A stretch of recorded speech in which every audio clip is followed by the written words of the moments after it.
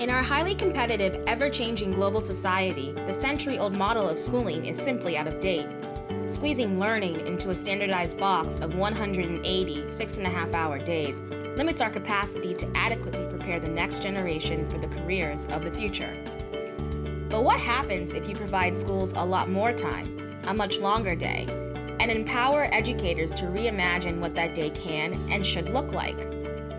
All of a sudden, our schools can become places for innovation, for breaking from the norms of the past, and the people who come each day to these schools, adults and children, become pioneers.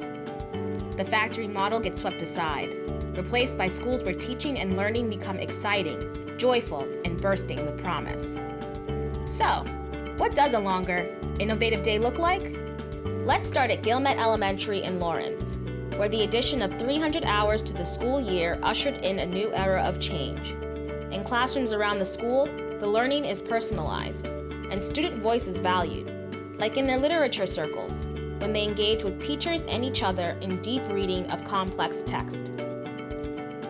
Redesigning the school day has also led to innovation at Morton Middle School in Fall River, where technology has been integrated into classrooms, enabling every student to have content geared exactly to his or her learning needs, while building their computer aptitude. But the learning isn't limited to academic subjects. Students in schools with redesigned days also broaden their experiences to develop new skills and new interests, experiences they would otherwise miss. For example, at Whalen Elementary in Revere, students participate in daily physical activity. That not only exercises the body, but also teaches the value of cooperation and stimulates the brain for more learning. Meanwhile, at Salem Wood in Malden, students get to take part in Model UN, researching the world around them and coming up with creative solutions to complex problems. Don't tell them, but all this fun debating with their peers and generating new ideas develops an array of invaluable skills.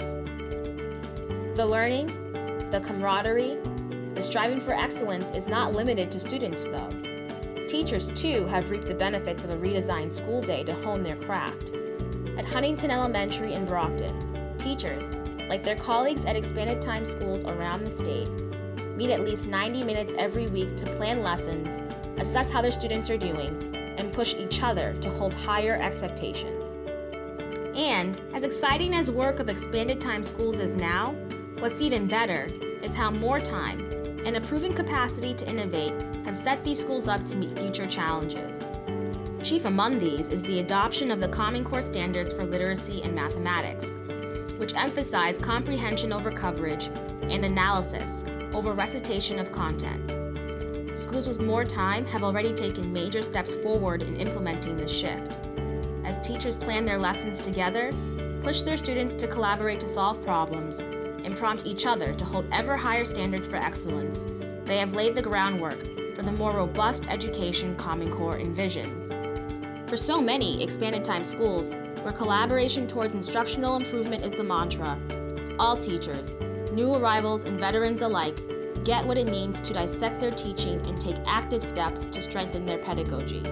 As impressive as the continuous improvement has been in expanded time schools, this innovative reform doesn't happen without significant supports that encourage and advance the efforts of educators. One key source of support is the network of expanded time schools themselves that has come together to share, to bolster, to prod. In both formal and informal settings, school communities that are walking similar paths can help guide each other over the bumps and around the curves along the way. Visiting each other's schools, convening in larger settings, or even just a principal-to-principal phone call or a teacher-to-teacher email can serve to validate or lead one to reconsider in powerful ways. Individual schools couldn't innovate without backing from their home district. Massachusetts is fortunate to have a number of district leaders who have the wisdom and foresight to trust school-based educators to do what is best for their students. They have crafted contracts with teachers that place value in collaboration and deep professional development. They have also yielded key decisions like curriculum and scheduling to schools.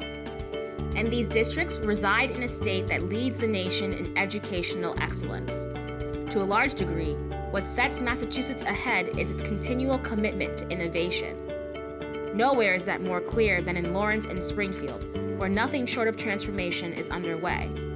And, in both cases, providing schools significantly more time in their schedules has been a linchpin of reform.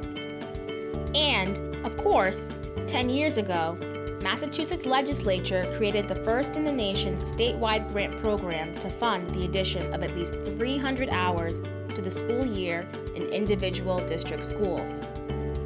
The question that lies before us now is how we seed more of these powerful innovators, how we enable more expanded time schools to develop and harness the power of a redesigned day. Our state, our future, deserves and demands nothing less.